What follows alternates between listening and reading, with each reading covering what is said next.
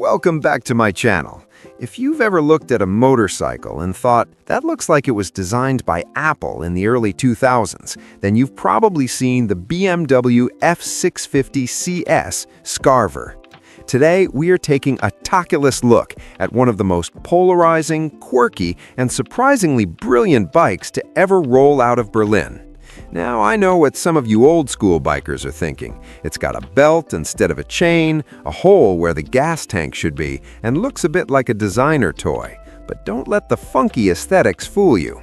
Underneath that translucent plastic is a bulletproof Rotax heart that's tougher than a German winter. If you're looking for a low-maintenance, fuel-sipping city carver that handles like a dream but doesn't break the bank, you need to hear the truth about the Scarver. We're going to find out if this city street specialist is a misunderstood masterpiece or just a weird footnote in BMW's history. Let's talk about the hammer in the middle, the 652cc liquid-cooled single-cylinder engine.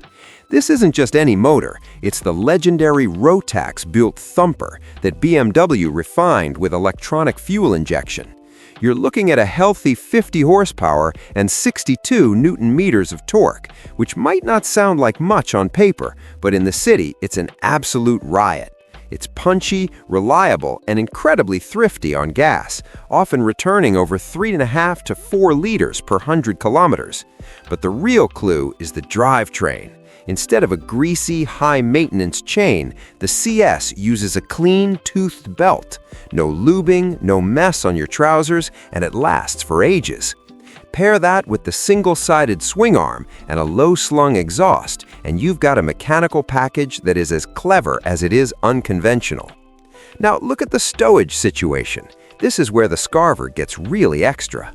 Since the actual 15-liter fuel tank is hidden under the seat to keep the center of gravity low, the area in front of the rider is a hollow StuffBay.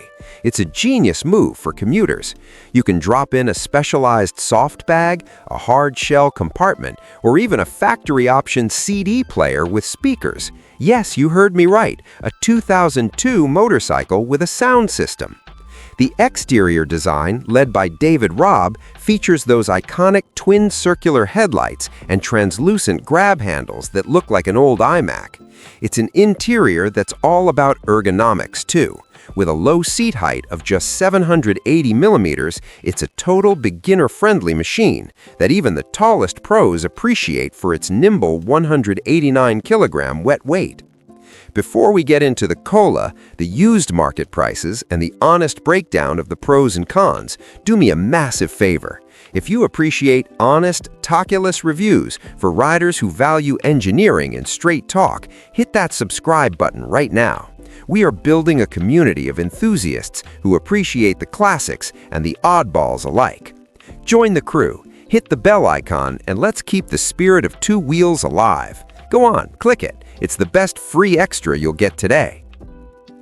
All right, let's talk Turkey, the price and the reality of living with this machine in 2026.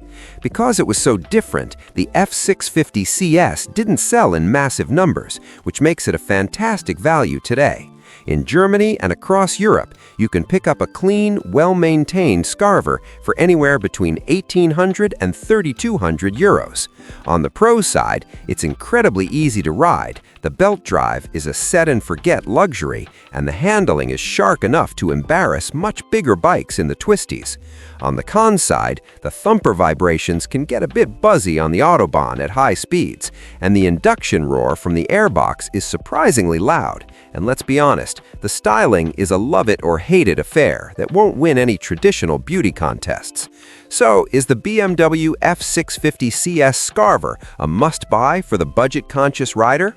If you want a reliable, clean, and characterful commuter that stands out from the crowd, it's a total winner. It's the sensible rebel of the motorcycle world. I want to thank you for sticking with me until the very end. Your support is what keeps this channel in the high rev range. What do you think? Is the Scarver's design cool retro or just too weird? Drop your thoughts in the comments below, and don't forget to subscribe for more honest, Tacheles bike talk. Until next time, keep the shiny side up and enjoy the ride.